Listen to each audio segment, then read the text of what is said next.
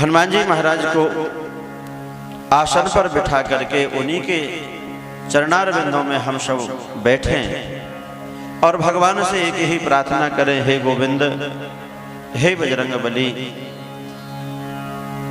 आपकी बहुत बड़ी कृपा है कि हम आपकी कथा में आकर के बैठ गए हैं, पर थोड़ी सी कृपा और हो जाए कि आपकी कथा हमारे अंदर बैठ जाए तो हमारा उद्धार हो, हमारा कल्याण हो। इसी भावना से जीव का पुरुषार्थ, पितरों का आशीर्वाद और भगवान की कृपा जहां उपस्थित होती है तब हमें भागवत की कथा सुनने को मिलती है। लराइटा बादशाह ने अगर ऐसी व्यवस्थाएं नहीं करी होती, मन नहीं बनाया होता, संकल्पित नहीं हुए होते, पुरुषार्थ नहीं किया होता तो ये भव पांडाल नहीं होता। और आप और हम सभी के ऊपर अगर पितरों का आशीर्वाद नहीं होता तो भागवत की कथा यहाँ नहीं आती, और जब बांके बिहारी की कृपा नहीं होती तो हमारा मन भी भागवत की कथा की तरफ नहीं होता। इसलिए 24 घंटे अहरनिश केवल भगवान की ही कृपा है। और कितना सुंदर हम यहाँ दर्शन कर रहे हैं। ये सब मूर्तियाँ बैठी हैं, कोई गणपति मंत्र का जप कर रही हैं, कोई द्वादशाक्षर मंत्र का जप, कोई गायत्री मंत्र का जप। बस यही अनुष्ठान की सफलता है। मन से तार अगर हमारे जुड़ जाएं, और हम मन से ठाकुर जी से जुड़ जाएं, कनेक्शन जब तक सही सही नहीं होगा, लाइट फिटिंग कितनी भी अच्छी हो तो वो बल्ब जलते नहीं है। और कनेक्शन सही सही हो जाए तो बल्ब भले ही कम लगे हों लेकिन प्रकाश हो जाता है। इसलिए हम अपने कनेक्शन को इतना मजबूत रखें कि हमें कोई दिखावा नहीं करना है, हमें किसी को दिखाना नहीं है, हम कोई दौड़ में सम्मिलित नहीं हुए हैं। हम तो केवल भगवान के होने के लिए आए हैं। हम भगवान के थे, भगवान के हैं और भगवान के ही रहेंगे। इस भाव से भर करके आज की हम कथा को गति दें। उससे पूर्व सभी लोग बड़ी श्रद्धा भाव से भर करके 2 मिनट भगवान नाम का आश्रय लेंगे। हनुमान जी महाराज संकीर्तन को सुन करके यहाँ विराजमान हो जाएंगे और अपने आसन को जमा करके बड़ी श्रद्धा और प्रेम से फिर हम सब लोग जैसी उनकी कृपा होगी उसका हम सब लोग आनंद लेंगे। जय जय राधा रमण हरि बोल, जय जय राधा रमण हरि बोल, राधा रमण हरि बोल, जय जय राधा रमण हरि बोल,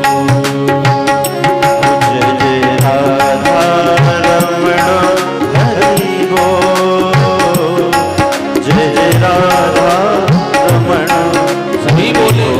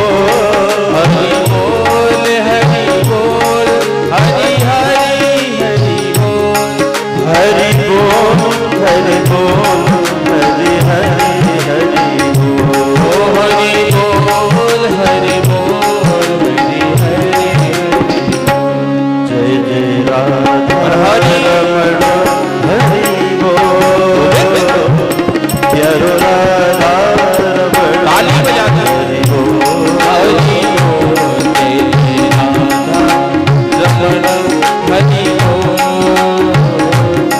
जय जय राधा रमण हरि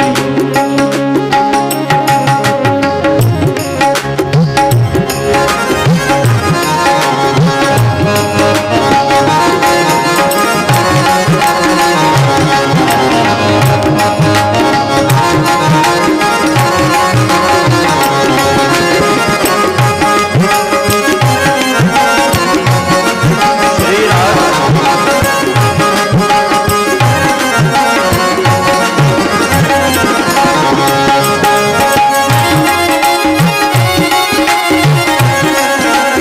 हरि हर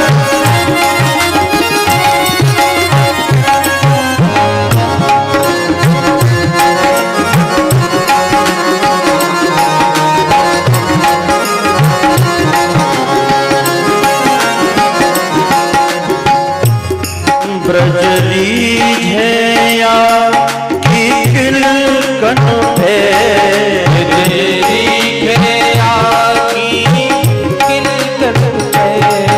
ब्रजरी है या की किल कन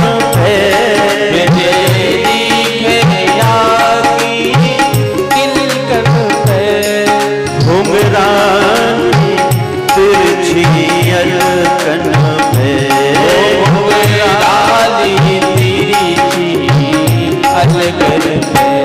रस राज के अनमोल जय जय राधा रमण हरि जय जय राधा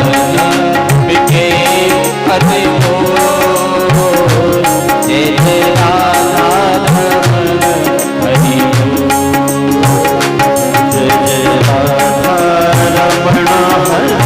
बोल हरो राधा रमण हरि रमण हरि जय जय राधा हरि हरि बोल हरि बोल हरि बोल हरे जय जय राधा रमण हरि बोल हरि बोल हरि बोल हरि बोल जय जय राधा रमण हरि जय जय राधा रमण हरि बोल जय जय राधा रमण हरि जय जय राधा रमण हरि बोल जय जय राधा रमण हरि राधा रमण हरि बोल जय जय राधा रमण हरि बोले राधा रमण लाल की जय जय जय श्री राधे श्री परमात्मने नमः। श्रीमद्भागवतं प्रथम स्कन्धा जन्माद्यस्य यतोऽन्वयादितरतः चार्थे सुवेद्यः स्वराट् तेने ब्रह्महृदाय आदिकवये मुह्यन्ति सूरयः तेजो वारि मृदां यथा विनिमयो यत्र तृषगो मृषा धाम्ना स्वेन सदा निरस्तकुहकं सत्यं परमो धीमहि। आइए अब हम अपने मन को भागवत में जोड़ें। श्रीमद् भागवत का कल हमने सभी प्रेम से महात्म की चर्चा सुनी। महात्म कहते हैं महिमा को। भगवान की कथा श्रवण करने से हमें कौन सा फल मिलता है और क्या क्या हमारे दुख दूर होते हैं, इसकी चर्चा हमने कल की कथा में सुनी। धन्या भागवती वार्ता प्रेत पीड़ा विनाशिनी। प्रेत की पीड़ा को भी खत्म करने वाली, समाप्त करने वाली, निवृत्त करने वाली ये भागवत की कथा है।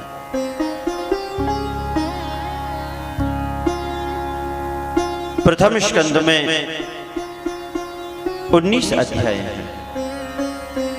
वैसे भागवत में पूरे 335 अध्याय हैं, 12 इसमें स्कंद हैं।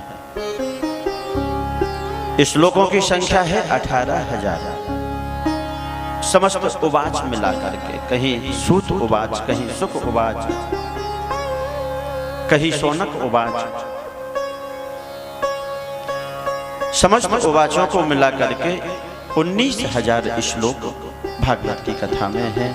शिव महापुराण में 24,000 श्लोक है, उसमें संहिता है। प्रथम स्कंद जब प्रारंभ करते हैं वेदव्यास जी, तो बड़ा ही सुंदर अद्भुत मंगलाचरण अपनी लेखनी से लिखते हैं, स्मरण करते हैं। अभी तक भागवत के मंगलाचरण के सबसे अधिक अर्थ विद्वानों ने किए हैं। इतना अर्थ अन्य किसी ग्रंथों में के मंगलाचरण के नहीं हुए जितने अर्थ भागवत के मंगलाचरण के हुए। अस्मिन् स्कंधे 19 अध्यायः सन्ति। प्रथमे मंगलम चास्य श्रेष्ठत्वं सर्वशास्त्रतः। नैमिषे शौनकादीना प्रश्न षट्कं निरूप्यते। प्रथम स्कंद के प्रारंभ में बड़ा ही श्रेष्ठ मंगलाचरण जो सभी शास्त्रों में श्रेष्ठ बताया है, और बड़ा ही अद्भुत यहाँ पर नैमिषारण्य तीर्थ में सूत जी महाराज से शौनक आदि ऋषियों ने 6 प्रश्न किए हैं।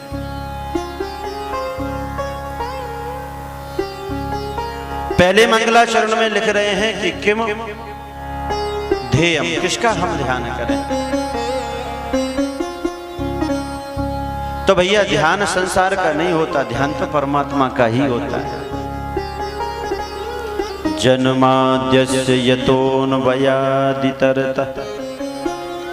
जन्म आदि अस्य विश्वस्यः यतः जन्माद्यस्य। जो इस संसार को बनाते हैं, जो विश्व को बनाने वाले हैं। अन्वयः इतरतः चार्थेषु, और बना करके प्रत्येक अर्थ में अनुगत रूप से विद्यमान रहते हैं।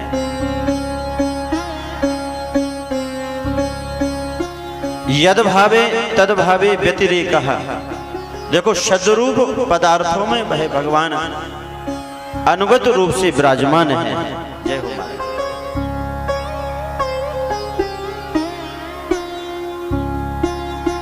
और असद पदार्थों में वह भगवान नहीं रहते हैं।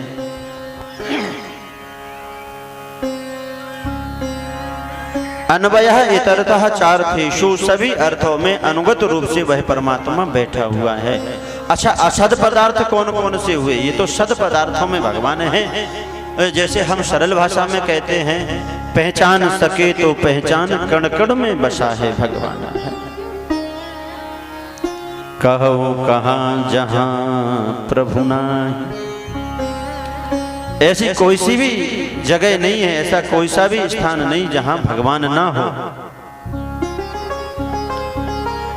भगवान सब जगह है। असद पदार्थ कौन से हैं? बोले जो हमारी कल्पना से परे हैं वो असद पदार्थ हैं। तो आज हम ध्यान करें कि भगवान कौन कौन सी जगह पे नहीं रहते हैं। वैसे तो भगवान सब जगह है। येषु बन्ध्यासुतो यापि खपुष्प सित शेख रहा, कच्छपि क्षीर चयेशनातः सस श्रृंग धनुर्धरा।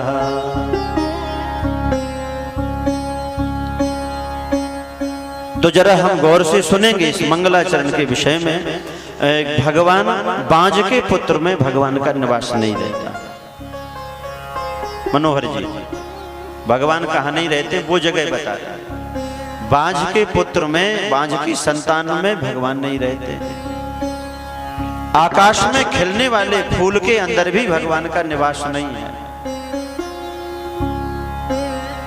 कछुए के दूध में भगवान नहीं रहते। कच्छपि क्षीर चयेशनातः। चौथा स्थान है खरगोशों के सींग में भी भगवान नहीं रहते। 4 जगह हैं, उन 4 स्थानों पर भगवान का निवास नहीं है। कहने का तात्पर्य यह है, जब किसी के संतान हो जाती तो बांझ कहां होती है। बिना पृथ्वी तत्व के आकाश में फूल कभी खिल ही नहीं सकते। कछुए के दूध ही नहीं होता है और खरगोशों के सींग नहीं होते हैं। आपके यहाँ ऐसे कोई हो खरगोश तो हमने देखे नहीं भैया, हम तो कल ही आए। कहने का भाव ये है कि वही परमात्मा जो विश्व प्रपंच को बनाने वाला है, वो सृष्टि के एक एक कण में बैठा हुआ है, हर जगह है, सर्वत्र है। अगर ऐसा भाव हमारा रहे कि भगवान सब ओर है, सब जगह है, तो बताओ कभी हम गलती करेंगे, पाप करेंगे? शास्त्र हमारे कह रहे हैं कि भगवान सब जगह हैं, लेकिन हम जब अपनी मन की करने लग जाते हैं तो हम क्या कहते हैं कि हमें देखने वाला कोई नहीं है, कहीं कुछ नहीं है, कोई भगवान नहीं है। विज्ञ है वह परमात्मा ही सब कुछ जानने वाले हैं। वर्तमान, भूत और भविष्य तीनों कालों की जानकारी भगवान के अलावा किसी भी इंसान को नहीं है इस कलियुग में, क्योंकि पूर्ण ब्रह्म ही वर्तमान, भूत, भविष्य की जानकारी रखने वाले हैं। और जो कहें कि मैं भविष्य बताने वाला हूं, तो भैया भविष्य बताने, खुद का भविष्य तो गड़बड़ है, दूसरों का भविष्य बता रहे हो वो ठीक है। हाँ, हम अनुभव बता सकते हैं, जीव का अनुभव हो सकता है, लेकिन भविष्य का ज्ञाता नहीं हो सकता। क्या होने वाला है, हम तो जो चीज हो जाती है उसके बाद हम मोहर अपनी लगा देते हैं। अच्छा होता है तो कहते हैं ये सब हमने किया, और बुरा हो जाता है तो कहते हे भगवान तूने ये क्या कर दिया। दोष भगवान को है और प्रशंसा हमारी है। स्वराट वह परमात्मा ही केवल स्वयं प्रकाशित है, उसे अन्य किसी प्रकाश की जरूरत नहीं है। प्रकाश का अर्थ है शक्ति संपन्न। हमारे अंदर वही परमात्मा शक्ति रूप में बैठा हुआ है, और जब तक वो है, जब तक हम बोल रहे हैं, ये शक्ति चल रही है, शरीर चल रहा है। और जिस दिन परमात्मा शक्ति के रूप में निकल जाता है ना, उस दिन हमारे अपने भी कहते हैं भैया जल्दी करो, बाहर निकाल।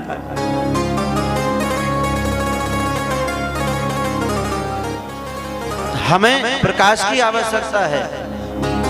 अंधकार जब होता है तो हमें लाइट चाहिए, लेकिन भगवान को किसी के प्रकाश की आवश्यकता नहीं है।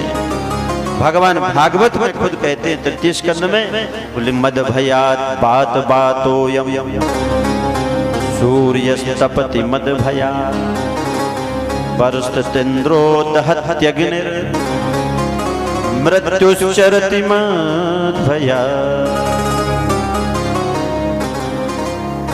भगवान कह रहे हैं मेरे ही भय से ये हवा चलती है।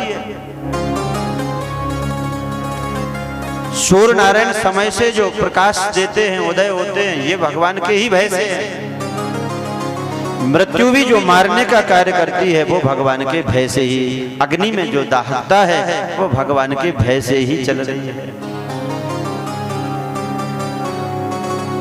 तो भगवान के भय से ही, क्योंकि भगवान ही एक केवल स्वयं प्रकाशित हैं, स्वराट हैं, परम स्वतंत्र हैं। इसलिए तो नारद जी ने कहा था ना, परम स्वतंत्र न सिर पर कोई। क्रोध में कहा लेकिन बात सही कही। क्रोध में व्यक्ति बोले या मजाक में बोले, ध्यान रखना, मजाक में भी बात सच्ची बोलता है, सामने वाला नाराज नहीं हो जाए इसलिए उसे कहता मैं तो मजाक कर रहा, लेकिन बातें सच्ची होती। क्रोध में कितना भी व्यक्ति झूठा हो, लेकिन क्रोध में आकर के वो सच्ची बात बोलता है। तो भगवान ही केवल परम स्वतंत्र हैं, और जितने भी 84 लाख योनियों के ये जीव हैं, हम सब स्वतंत्र भारत में रहें, लेकिन हम स्वतंत्र नहीं हैं, हम परमात्मा के वश में हैं, उसकी माया के परतंत्र हैं। सब ही नचावत राम गोसाई, भगवान ही सबको नचाने वाले हैं। उसकी जब तक इच्छा है तब तक ही श्वासें चल रही हैं, ऑक्सीजन सही सही आ रही है, और जब उसकी इच्छा नहीं होती ना तो ऑक्सीजन के सिलेंडरों की आवश्यकता पड़ जाती है। डॉक्टर वैद्य हमारी चिकित्सा जो करते हैं, ये हमारा स्वास्थ्य ठीक नहीं करते, हमको संभालते हैं, संभालते हैं, क्योंकि स्वास्थ्य ठीक करने वाले तो परमात्मा हैं, वो हमें संभालने वाले हैं। तेने ब्रह्म हृदय आदि कवये, वही परमात्मा ने अपने हृदय के संकल्प मात्र से ही आदि कवि ब्रह्मा जी को जो ज्ञान देने वाले हैं, सृष्टि के विषय में जिन्होंने कहा नारद ब्रह्मा तुम हमारी सृष्टि में संयोग करो, तो जो संकल्प मात्र से बड़े बड़े आदि कवियों को ज्ञान दे देते हैं, ऐसे परम प्रकाशक भगवान,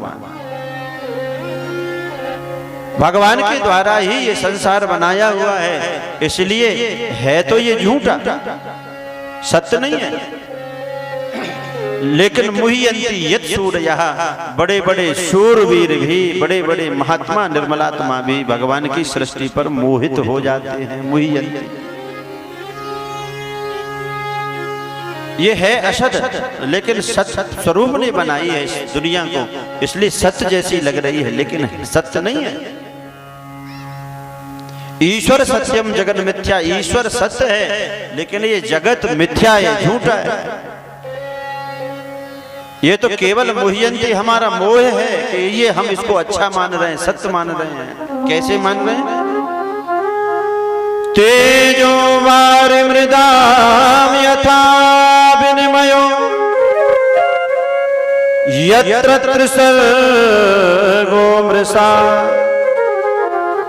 जैसे जल की राशि में जब सूर्य की किरणें पड़ती हैं तो वो जब जल हिलता है ना तो सूर्य भी हिलता हुआ दिखाई देता है। ये भ्रांति है, ये भ्रम है। सड़क पर हम चलते हैं, गर्मियों के समय में सूर्य की किरणें जब सड़क पर पड़ती हैं, दूर से ऐसा मालूम होता है कि वहां जल भरा हुआ है, लेकिन जल नहीं है, वो आभास है। ऐसे ही आवास सत्य होने का ये संसार में हमें होता रहता है। मुह्यंती हम मोह में पड़े हुए हैं। ये दुनिया त्रिसर्गा है, 3 सर्गों से बनी हुई है। पहला सर्ग है जागृत, सुषुप्ति और स्वप्न, ये 3 सर्ग हैं इसके। इसलिए वेद में जब हम यजुर्वेद में जब हम संकल्प लेते हैं ना तो भगवान से प्रार्थना करते हैं, जज्जाग्रतो दूर मुदैति दैवंततु सुप्तस्य तथैवैति दूरंग मंज्योति खांज्योतिरेकं तन्मे मना शिव संकल्पमस्तु। क्योंकि ये त्रिसर्गा में हमारा मन जो है ना, जागृत में जज्जाग्रतो, जागृत अवस्था में दूर दूर भागता है। कितना भी पकड़ के रखो कथा में कि हम कथा में बैठे, लेकिन मन भागता है। सुषुप्ति अवस्था में उससे भी ज्यादा भागता है। ये अकेला नहीं है, ये हमेशा भीड़ में रहना पसंद करता है। मन भीड़ में आएगा तो परेशानी होगी, एकांत की खोज में जाता है, फिर भी भीड़ इकट्ठी कर लेता है, चिंतन करता है भीड़ का। रात्रि में जब सो जाता है, सो अकेला रहा है, लेकिन स्वप्न देख रहा है बहुत बड़ी भीड़ के मेले में हूं मैं, कहीं यहाँ हूं, कहीं मैं वहां हूं। ये झुंड में रहता है। तो जागृत अवस्था में जो हमारा मन दूर दूर भागता है, सुषुप्ति अवस्था में उससे भी दूर दूर भागता है। इसलिए हे प्रभु, हमारे इस मन को इतना संकल्पवान बना दो जो कल्याणकारी संकल्प से बंध जाए और ये मन हमारा एकाग्र हो जाए। तो ये 3 प्रकार की जो सृष्टि है ये मृषा, ये झूठी है। धामना स्वेन सदा निरस्त कुहकम। अच्छा, ये अगर हमें ये ज्ञान हो जाए कि संसार असत्य है और भगवान ही सत्य है, तब क्या होगा? बोले माया रूपी जो कोहरा है, अंधकार है, वो छट जाएगा, वो मिट जाएगा, और फिर ऐसे सत्य स्वरूप को धीमहि हम ध्यान करते हैं, उनकी हम शरण में। अब किम गेयम धर्म प्रोजित कैतवोत्र परमो निर्मत्सराणां सतां वेद्यं वास्तवमत्र वस्तु शिवदं तापत्रयोन्मूलनम्। श्रीमद्भागवते महामुनिकृते किं वा परैरीश्वरः सद्यो हृद्यवरोध्यते कृतभिः शुश्रूषुभिस्तत्क्षणा। पहला शब्द आया किम ध्येयम, किसका ध्यान करें? बोले सत्य स्वरूप परमात्मा का ध्यान करें जो सब जगह है, सर्वत्र है। सीये राम मैं सब जग जाने, सीये राम सब जग जानी, सीये राम मैं सब जग जाने, सीये राम मैं सब जग जानी। करहु प्रणाम जोर जोग पानी, करहु प्रणाम जोरि जुग पानी। सीये राम मैं सब जग जाने, सीये राम मैं सब जग जानी। गोस्वामी जी ने जब सबको प्रणाम करते करते थक गए, खलों को कर लिया, विद्वानों को कर लिया, सबको कर लिया, उसके बाद सोचा कि बस अब ऐसे मानने वाले नहीं हैं। बोले अब तो सीये राम मैं सब जग जाए, सारे संसार को ही प्रभु श्री राम का ही स्वरूप माने, और करहु प्रणाम जोर जुग पानी। यही बात इस मंगलाचरण में है कि भगवान सृष्टि के हर एक कण में है, उसका ही हम ध्यान करें, वही सत्य स्वरूप है। अच्छा, अगर हम जीवन में सत्य को अपनाएंगे तो समझ लो कि हम भगवान को मानने वाले हैं, और असत्य का आश्रय लेंगे तब समझ लेना कि हम भगवान को नहीं मान रहे हैं। बस यही है। गाना किसको है, किसकी गाएं? ध्यान तो भगवान का बताया, पर गाएं किसकी? हम किसके गीत गाएं? नेताओं के, मंत्रियों के? अरे नहीं, ये तो जुगनू की तरह है, केवल रात में ही चमकते हैं और लाइट भी स्थिर नहीं रहती, थोड़े थोड़े चमकते हैं।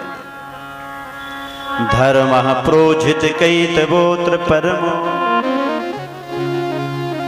भागवत को ही हमें गाना है, भागवत में भगवान की प्रशंसा है, तो केवल बड़ाई करेंगे तो परमात्मा की करेंगे, स्तुति करेंगे तो भगवान की करेंगे।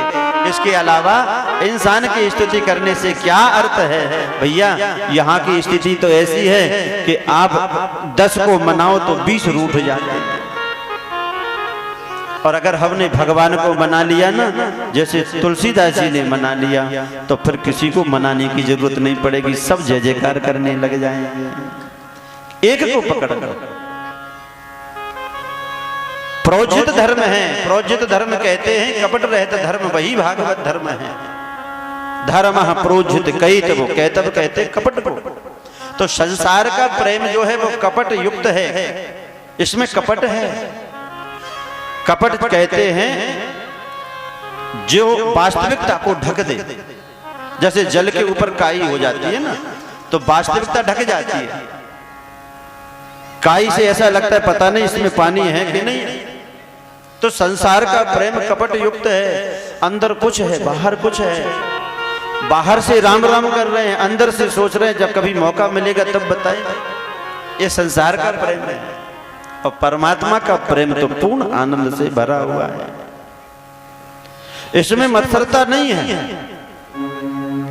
निर्मत्सराणाम सताम, जो निर्मत्सर हो गए हैं, जिनके अंदर से मत्सरता हट गई है, उन्हीं के लिए भागवत की कथा है। भैया दो प्रकार के मच्छर होते हैं, एक अंदर वाला, एक बाहर वाला। बाहर वाला होता है मच्छर, अंदर वाला होता है मत्सर। बस बाहर वाला काटता है तो डेंगू मलेरिया बनता है, और अंदर वाला जब काटता है तो व्यक्ति को समाप्त ही कर देता है।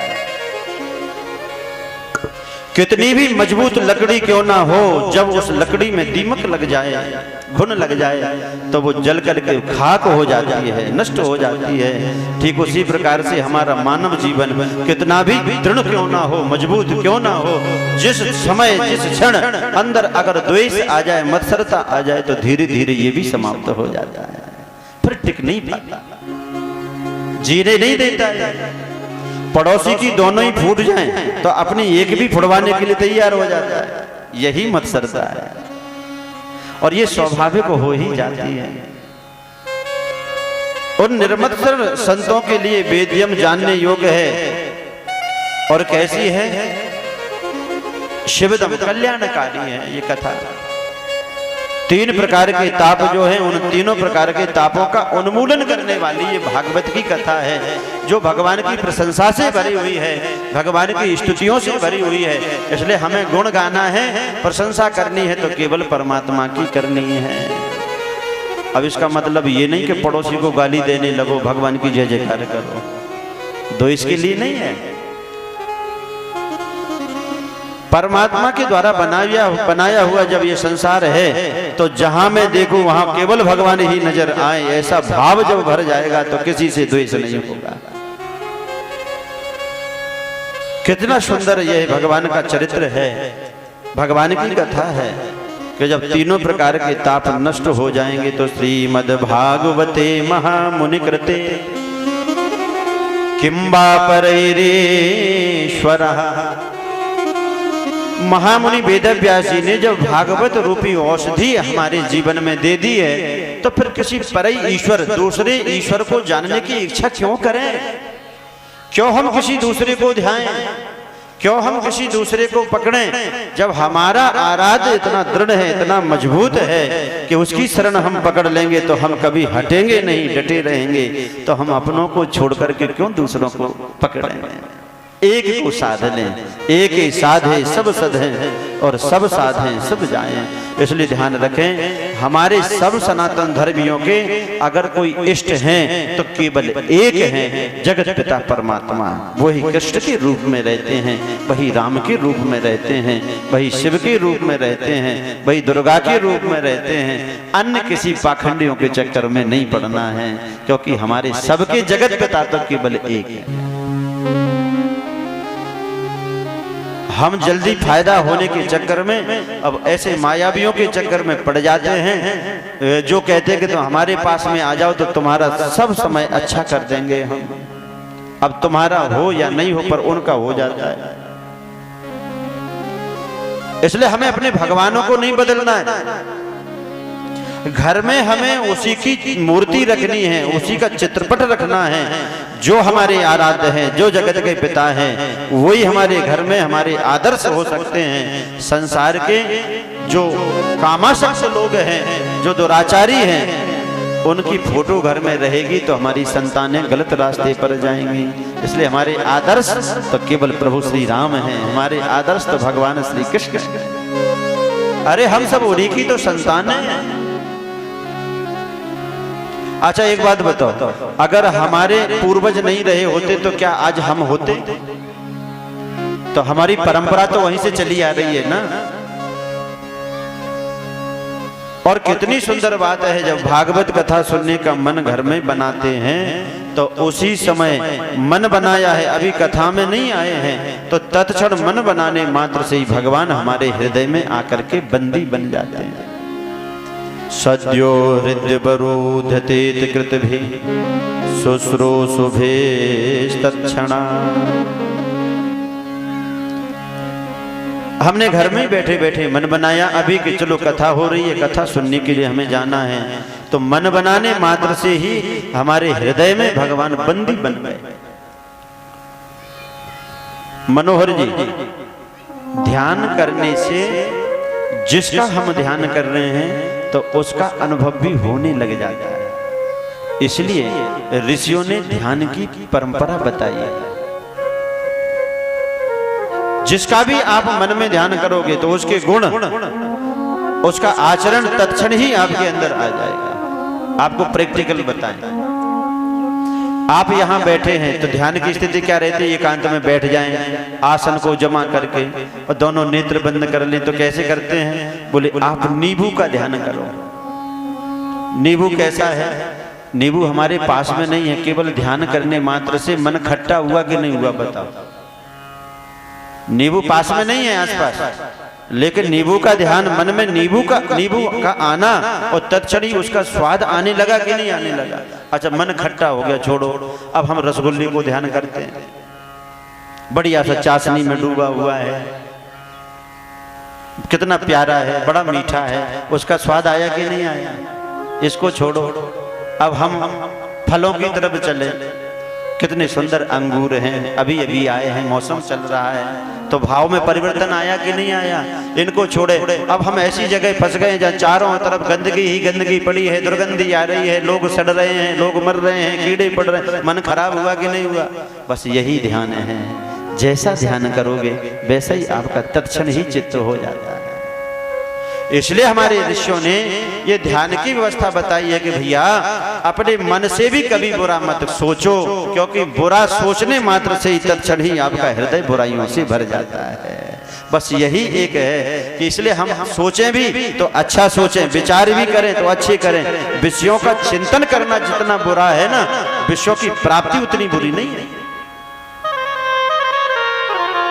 मानसिक चिंतन जो इतना घातक बन जाता है, करना कुछ नहीं है। कभी कभी मन में ऐसी कल्पनाएं होती रहती हैं, 10-50 बीघा जमीन इकट्ठी मेरे पास मिल गई है, फिर 2-4 ट्रैक्टर खड़े हैं, 10-20 गाड़ियां रखी हैं, और ये मौखिक खेती है, इससे अच्छी और कोई नहीं हो सकती।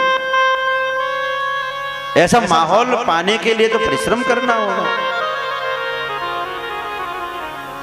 अब किम पेयम, अब हम पिए क्या? पहला शब्द आया कि हम किसी ध्यान करें, किसका ध्यान करें? दूसरा किसकी कीर्ति को गाएं, और तीसरा शब्द आया कि हम पिए क्या?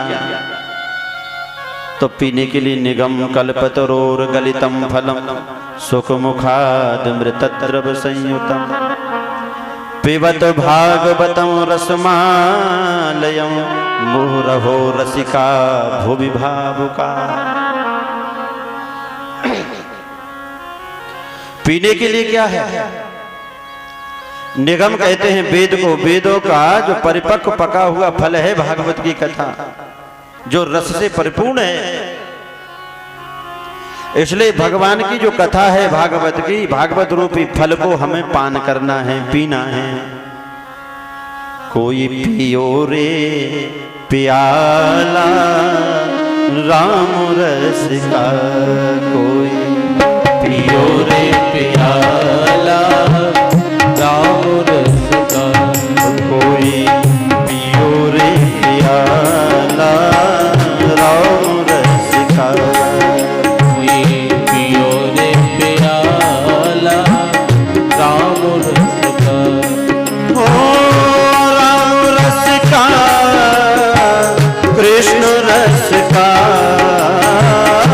राम रस का, कृष्ण रस का, कोई पियो रे प्याला राम रस का, कोई पियो रे प्याला राम रस का, कोई पियो रे प्याला राम रस का, कोई पियो रे प्याला राम रस का। दोनों हाथों से ताली बजाते हैं। पीने के लायक है तो भगवान का नाम